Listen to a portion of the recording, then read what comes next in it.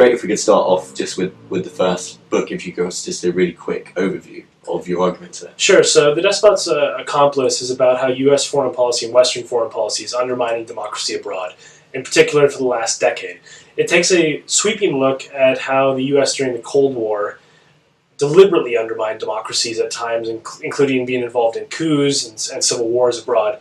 But now there's a much more subtle effect where the U.S. is cozying up to despots for security or economic reasons and entrenching or legitimizing their rule. Now, that argument, which I wrote before the rise of Donald Trump, just got a serious kick of steroids, because now Trump is explicitly cozying up to dictators and despots, and in his trip around Asia, a conspicuously absent part of the trip was any focus on democracy, any focus on human rights. Okay, so then moving on to the second book, as you mentioned, in what forms has Trump's, I guess, administration given it those steroids usually? Sure. So the second book, The Despot's Apprentice, which is a play on words because Trump was the host of the reality show The Apprentice, it's showing how he's mimicking authoritarian strongmen around the world in some of his tactics, while also cheerleading their politics abroad.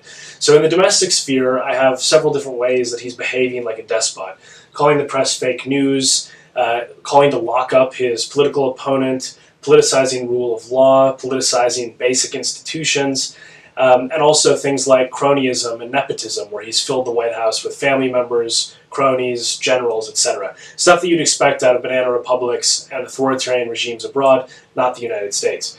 But on the foreign stage, Trump has also taken a diplomatic bear hug to absolutely atrocious regimes abroad, including most recently in the Philippines with Duterte's regime, which is killing thousands of people packaged as a drug war. Trump explicitly praised those extrajudicial killings in a leaked transcript from a phone call, and said that he would be delighted to have Duterte in the White House. So all of this sends a very clear signal to regimes around the world that the United States is no longer worried about democracy and human rights. But there's a much bigger picture here that I think is happening with the global shifts of power. So to put it as simply as possible, there's basically four forces that can shape the world. There's the US, there's the EU and the UK, there's Russia, and there's China. And the first two tended to worry about human rights and democracy, but they're now bogged down with internal problems. So the UK and EU, they're worrying about Brexit, they're worrying about the rise of far-right populism in Hungary and Poland, they're worried about Turkey and the relationship within NATO. And the US is viewing diplomacy as short-term transactional prospects as opposed to a long-term investment in democracy and human rights. That means that the two bulwarks of democracy and human rights are taking themselves out of the equation, which is a massive gift to China and to Russia. And that's why I'm very fearful that the next decade, and potentially many more decades to come, will be significantly more shaped by China and Russia than by the West. So you talked a lot about China and Russia. Donald Trump's relationship with President Vladimir Putin has been something that's been under the microscope a lot, especially within the last week. What are your opinions of that relationship? Well, I think that the most obvious explanation is probably the right one here, that there is some sort of aspect of Trump that is either compromised or that is beholden in some way to Russia's regime. I could be wrong about that, so I should say this is one possible interpretation. But if that were true, this is exactly how that administration would behave. In other words, Trump has insulted and attacked almost anyone in American politics. He's belittled allies, and yet he's never said anything negative about Vladimir Putin. Now, this is the person who's in charge of a despotic regime that murders journalists, jails dissidents, sometimes kills them, assassinates people, and absolutely works around the clock to undermine Western foreign policy interests.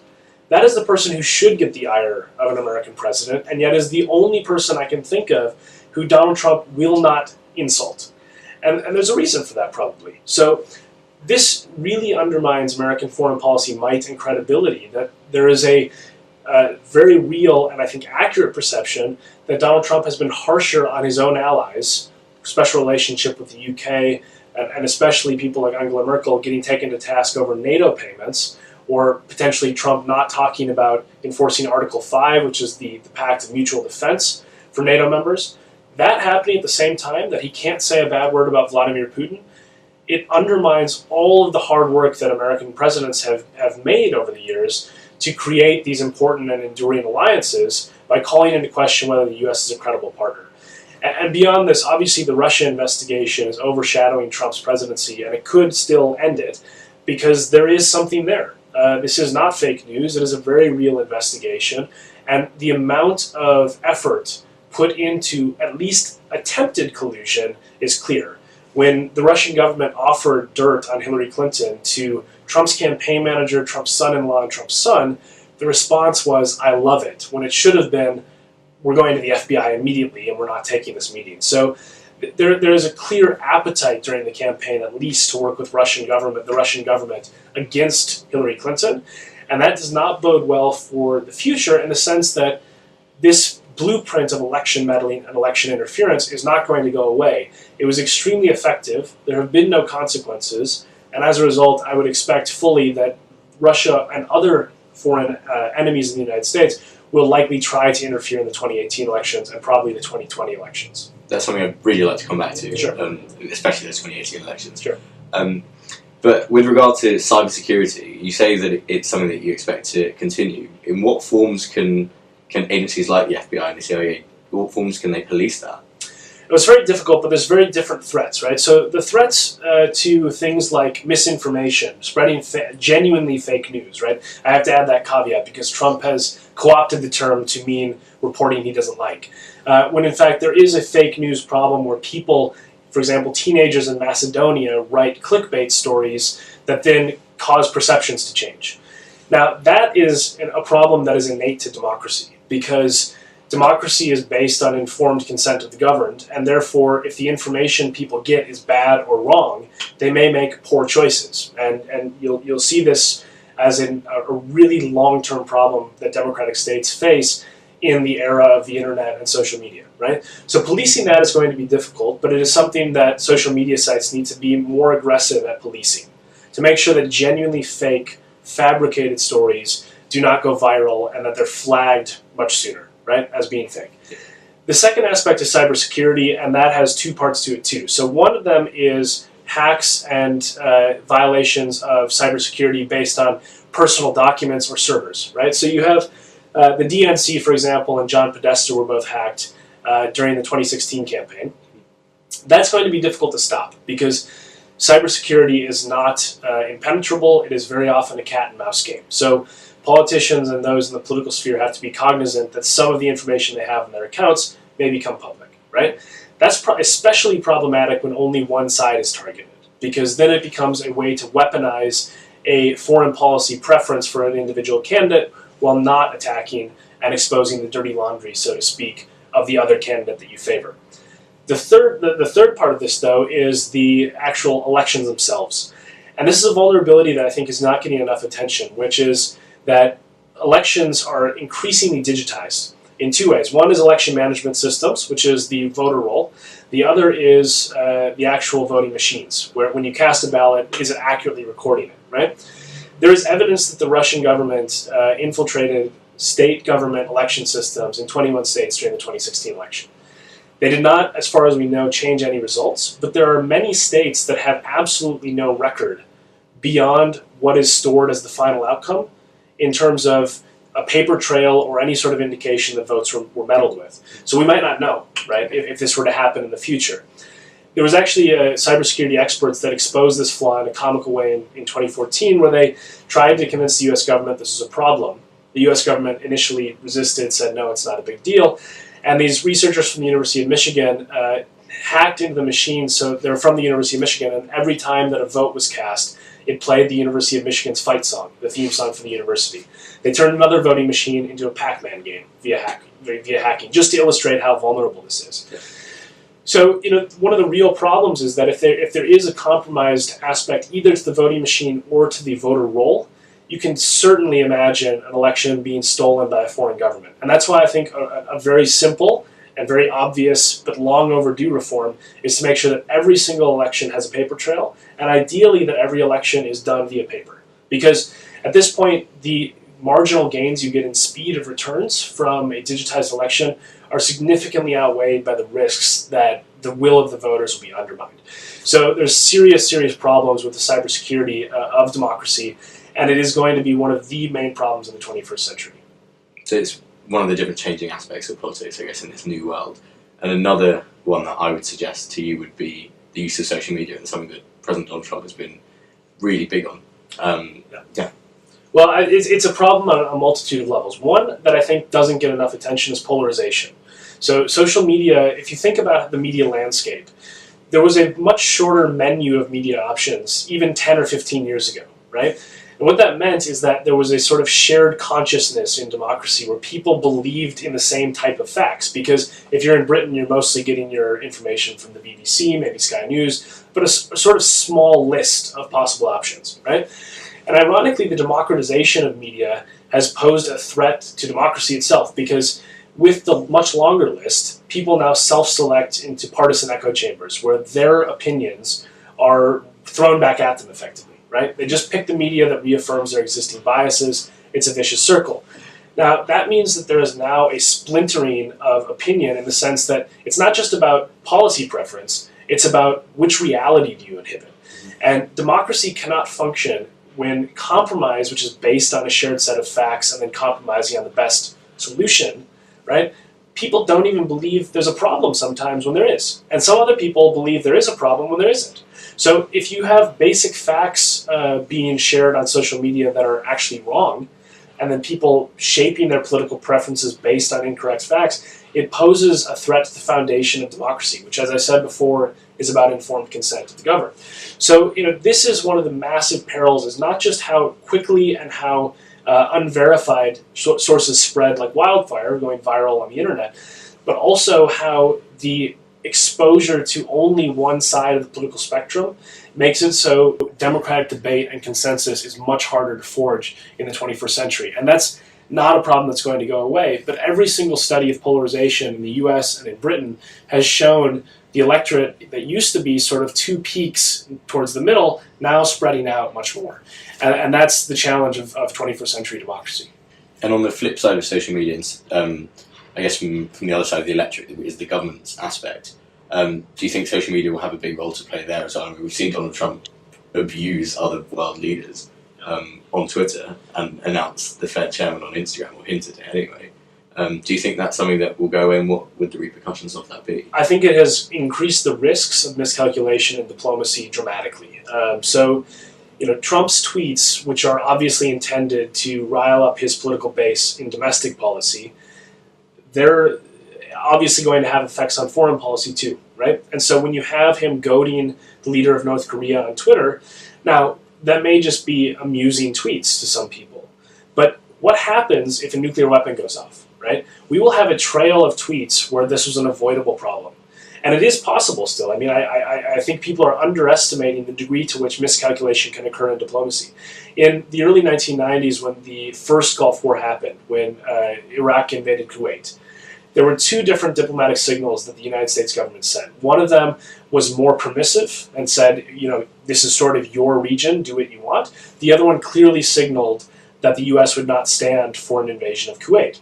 Saddam Hussein picked from the two signals. He thought that the correct signal was the more tepid one, the one that said, this is your area. So he invaded Kuwait, and it caused a massive war, right?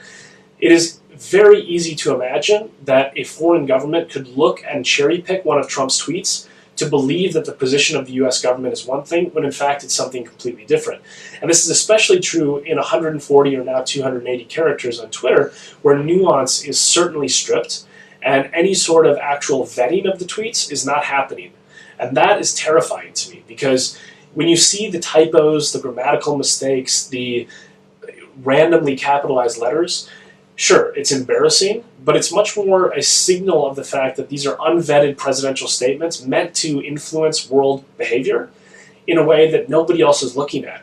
And given how Trump is ignorant, frankly, of world affairs, that is a very, very dangerous thing, because even though some people say, let's ignore the tweets, you can't. They're from the person who controls America's nuclear arsenal and who directs American diplomacy. And so, this is not going to go away. There are going to be many other leaders who try to use Twitter as a political tool, other social media outlets as well, and it increases risk while not really increasing the quality of debate.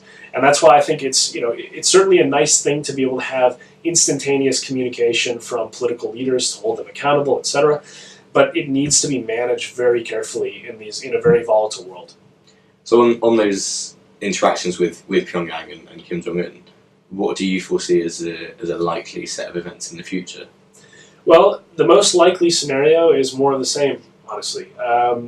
The stated goal of the United States government is denuclearization of the Korean Peninsula, which is extremely unlikely because Kim Jong-un has rightly acknowledged and figured out that nuclear weapons are effectively the only thing that makes it so the U.S. has no military option in North Korea, and that regime change by force would likely provoke a catastrophic amount of death that America and the world is not willing to accept, right? So the nuclear weapons are, to use a bad pun, his trump card.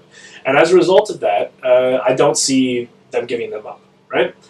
The best possible scenario is containment of North Korea in the nuclear program by A, not making sure they don't have more weapons, and B, making sure they stop testing them. Because the tests themselves are provocations, not only in the sense that they're a sort of thumbing their nose at the world and saying we have these weapons, but also in the sense that, again, miscalculation, which often causes war, is more likely when you shoot a missile over Japan, right? I mean, the scenario that I find extremely disturbing, and that I think is more realistic, again, than people acknowledge, is North Korea could easily hit Guam with a nuclear weapon, right? Guam is American territory. And it is totally possible that they could shoot a missile at Guam as a provocation to Washington to say, take us seriously. If that happens, there is some intelligence analysts who say they already have the capability to miniaturize a warhead on a missile. So imagine Donald Trump gets woken up in the middle of the night, 2 a.m, and there's a missile flying at Guam. It's going to take 10 minutes to get there. It's already been 5 minutes to wake him up, and he has to decide in that split second, do you nuke North Korea? Because we don't know whether the missile is launched, is armed or not, right? Is it a decoy missile? Is it a test missile? Or is it a genuine attack? And that era of miscalculation, that sort of 5-minute window, that's what we're dealing with these days. And that's why I think, this is where cooler heads really have to prevail. Twitter diplomacy needs to be pulled back. And we actually have to take very seriously the threat that comes from having a president who has no understanding of world politics, no background in the region, and doesn't listen to advisors who are experts. So I know this is extremely bleak, but these absolute risks, I mean, if they happen, it's going to be so clear how they could have been avoided, and no steps have been taken to do so. So on a kind of different side of that continent is Iran, and with Donald Trump's statements about the Joint Comprehensive Plan of Action or the Iran nuclear deal, he's had that same denuclearization focus there. But his stance has been somewhat different. It's been slightly more diplomatic and less Twitter-focused. How do you see that playing out? Well, the Iran deal is clear that Iran is abiding by the deal, right? So there's people who do not like the deal, which is a fair enough interpretation of it. Israel is very opposed to it, for example, and a lot of hawks in the United States are opposed to the deal too. They believe it's too soft for the regime. Fair enough. What I think should be a bipartisan agreement, though, is that when the United States enters into a deal, and the other party agrees to it and then abides by the terms of the deal, you can't just tear up the deal. Because it creates a credibility problem for American diplomacy. If the deal gets destroyed, then the next president or this president trying to make commitments in treaties, whatever it is, or, for example, a nuclear deal with North Korea, doesn't get seen as a credible partner. And who could blame them if the deal only lasts for such a short time? So what I think is most likely at this point is there is a process by which Trump could decertify the deal. He has started down this path. There are serious indications that he is trying to politicize intelligence to fit his own narrative. In other words, pressuring intelligence agencies to tell him Iran has not abided by the deal, which they have not said. And as a result of that, there's a clear path forward where this may be decertified and kicked to Congress. The really unfortunate part of this is that if that happens, it will almost certainly happen in an election year, when Republicans are vulnerable from primary challenges, especially from the Trump base, for not being hard enough on countries like Iran. And it will create a political incentive to scrap a deal that, by all accounts, is working at containing Iran's nuclear program. Not only that, but it would also alienate key U.S. allies, because American allies who are part of the deal believe that it is functioning exactly as intended. And that is where I think Donald Trump's recklessness by trying to score political points or rile up his base in some way ends up creating these unintended consequences that could have ripple effects in American diplomacy for years or decades to come. And he's kind of offered his own diplomatic support during this trip over the last week to anyone that wishes to offset China's so-called aggressiveness in the South China Sea. But like you said so far, it seems as though his diplomatic ability is lacking. Yeah. Well, this trip, I mean, the Asia trip, I think, is a really clear blueprint of how world leaders will deal with the United States under Trump and diminish its power while embellishing his own ego. So President Xi gave a masterclass in China on this, where he effectively rolled out the red carpet, did everything he possibly could to puff up Trump's ego, and then Trump has backed away on a lot of the aggressiveness that we saw towards China from Trump during the campaign. I just got back from Thailand myself a couple days ago, and when I talked to leaders there, they said effectively the same thing. As long as we flatter his ego and work with him on whatever transactional myopic deals he wants, so in this case it'd be working to isolate North Korea, we have a long leash to do whatever we like in any other area, right? Now, Thailand is a long-term U.S. ally, but it is gravitating towards Beijing's orbit much more. And there's not much pushback on that. The same thing is becoming true with trade, right? So Trump did fulfill his campaign promise to scrap the TPP, the Trans-Pacific Partnership trade deal, but the world is moving on without Trump, right? So this framework of this deal is emerging with the other countries that were involved. And I think increasingly this America First rhetoric is going to end up with America alone, isolated and weakened as a result of Trump's ideas on diplomacy or his lack of engagement with it. Now, I think the Asia trip as a whole shows that Trump is not a savvy operator when it comes to diplomacy. He is a very, very single-minded and very much trying to save face, right? He wants to get something that he can point to and then claim a victory and then move on. But the world doesn't work like that. And the thing that is really troubling is the 21st century is a era of challenges that require multilateral approaches, right? The era of being able to have two countries work out a deal and solve a problem in an era of globalization, that's gone. But Trump strongly prefers bilateralism to multilateralism. The world does not. So what happens when America is trying to sell something, a bilateral approach, and the rest of the world wants to buy a multilateral approach? What it means is that China will become the seller of the multilateral approach. They'll become the new defender of the world order, and the balance of power will tip away from Washington, which is why I'm extremely worried that the 21st century will increasingly be shaped by an authoritarian regime as opposed to by Western democracy. And do you think that that his inability to secure any bilateral partnership from this whole, well, from the last 13 days, do you think that pattern will continue for the next 3 years of his presidency? Yes, and I think that the bilateral approaches are going to be extremely inconsequential because Thailand, for example, it's a military junta. It came to power in a 2014 coup. They were isolated from America for the wake of that coup. In other words, Barack Obama said, you can't come to the White House, you're not a democracy, and we won't recognize and legitimize your regime. Trump invited them, and the junta's leader, General Prayut, came to the White House already. In return, he offered to buy a tiny amount of American coal, literally like 0.02% of America's coal output. Make no difference to anything, but Trump can claim a victory, that he helped support the coal industry, right? In a completely inconsequential way. But the headline will be, Trump signs coal deal with Thailand. Thailand has now put on another show of how you deal with the Trump administration. Make them look good, and then get away with anything else you want to. And in return, he got U.S. legitimization. He effectively got a White House visit and can claim to be part of the legitimate club of nations, even though it's a coup government that came to power as a military coup. So, this is I think the future of bilateralism under Trump is not one that will be of consequential deals, but much more of saving face and trying to make the headlines look good. It sounds as though he's still kind of running a campaign trail. Yeah, well, a campaign or a reality show in a way. I mean, this is one of the problems, again, that goes back to our previous point about social media, is that the pace of change and the pace of attention in the news cycle is so short that as long as you have the good headline, if the deal turns out to be of absolutely no consequence, it doesn't matter. The headlines have moved on. And that's why you see this happening in the Trump era. Things like an investment deal is announced. And then you go back to the fine print of the deal and you realize the deal was actually secured 3 years ago, but it's been re-announced. Well, okay, but you got the headline in the business papers that show that you're this mover and shaker under the Trump administration. That's really the problem, is you have, as long as you get the flashy headline, the substance is much less important, and then the news cycle moves on. And so I think, the pace of Trump news has been so unbelievably rapid that it's very difficult to not only keep up with it, but also to check the validity and the sort of enduring importance of some of the announcements that Trump tries to claim as victories. So a great example of this is Trump's announcements on creating jobs, right?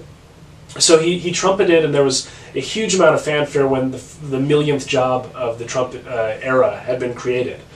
But if you look at the numbers, it was the slowest rate of job creation over that comparable period in 7 years. Now, that headline is harder to write and harder to consume than a million jobs created under Trump.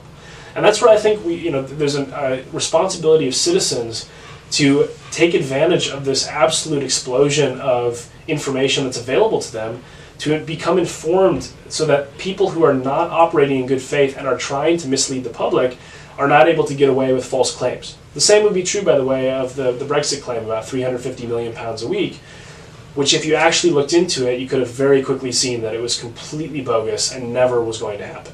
Yeah. So there's that form of headline grabbing is the way you see politics continuing in the future. Well, especially in the era of the new media, because you have, you can, as long as you get the good headline, the story will move on by the time it's corrected. And you see this with viral tweets and viral stories, is that even the corrections, when they come, don't garner nearly as much attention. So, it's a real problem of how quickly and how much of a Wild West quality there is to the spread of information these days in a system of government where information is the currency by which citizens make decisions. Yeah. So then, looking forward towards 2018, this time next year, we'll have the midterms. A third of the Senate's up for grabs, and the whole of the House of Representatives is.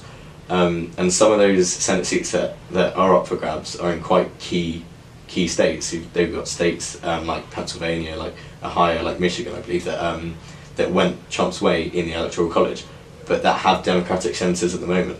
So how do you feel that will play out? Well, if I were predicting, I take this with a grain of salt because we're over a year away, or a little less than a year away, but I think the House will probably go for the Democrats. There's a huge amount of backlash against Republicans in a generic ballot, which is the sort of generic question asking who would you rather have, a Democrat or a Republican representing you. The gap by which Republicans are losing that is enormous right now. And the elections that happened this past week across the U.S. were a stark repudiation of Trump, especially in swing states where Democrats won by considerable margin. For the Democrats to take the Senate, it would have to be an absolute political earthquake. And it's not because there's not a repudiation of Trump brewing in those states as well. I think there is.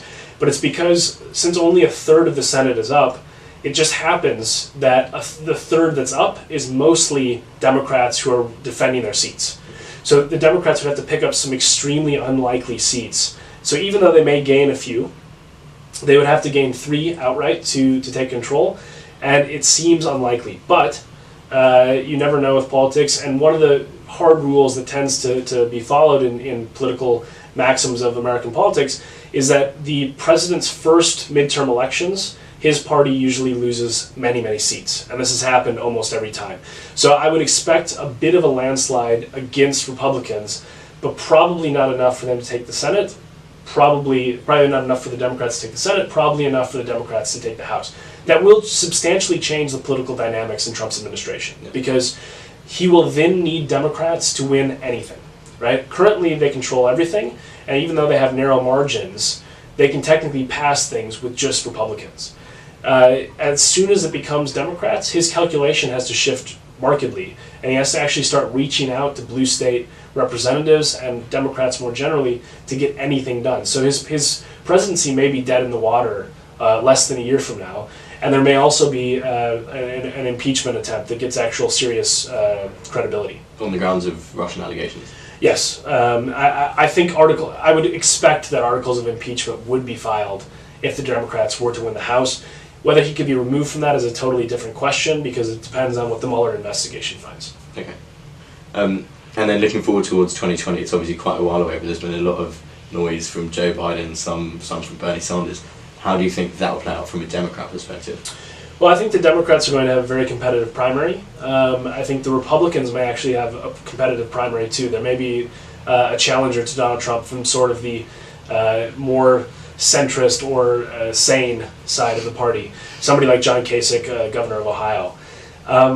I think the Democrats, there is even the outside chance that there is a unity ticket. It's still unlikely, but the possibility of a Democrat and Republican banding together to defeat Trump.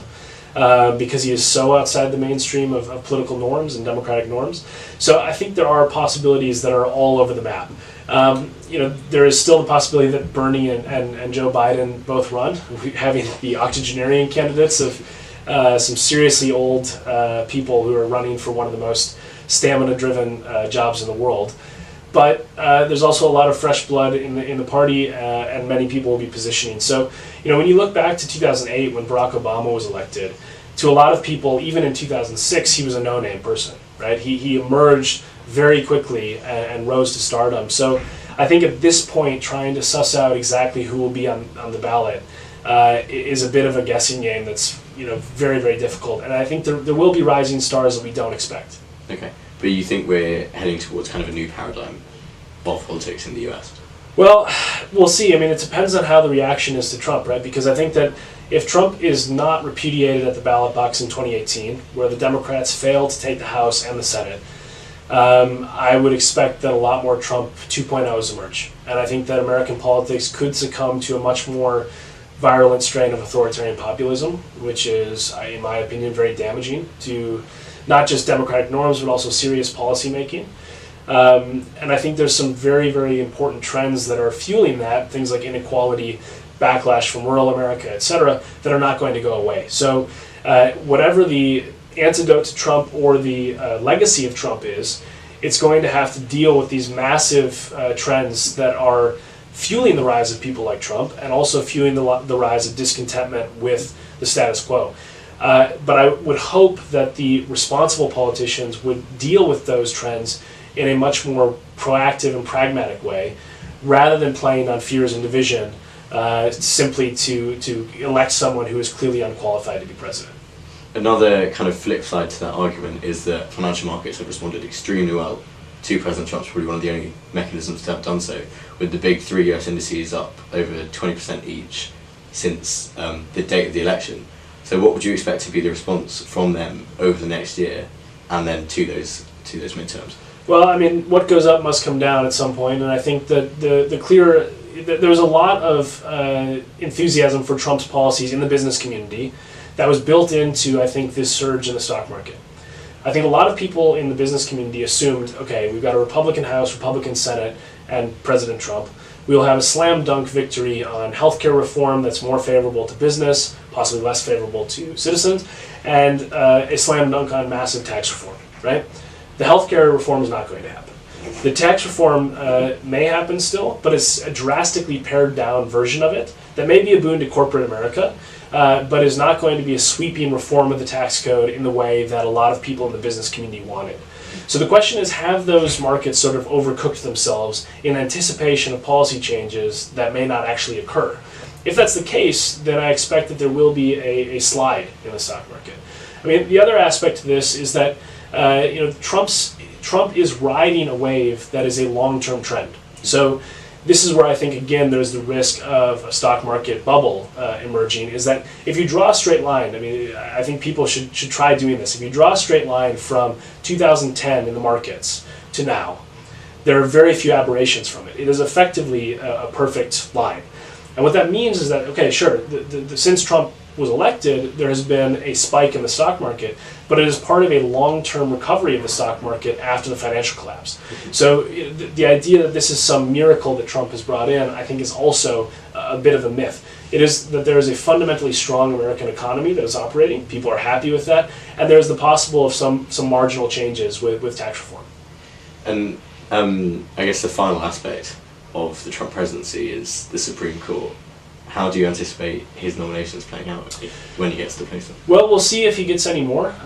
He may very well. There's many old Supreme Court justices who, hopefully will not die, but may die, and also, may choose to retire.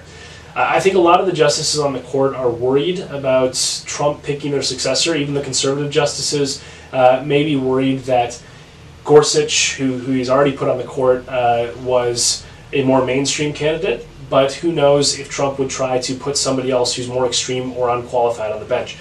We just had a confirmation in the U.S. of a judge who has been a lawyer for 3 years, who was deemed by the American Bar Association to be not qualified unanimously, and who had never tried a case.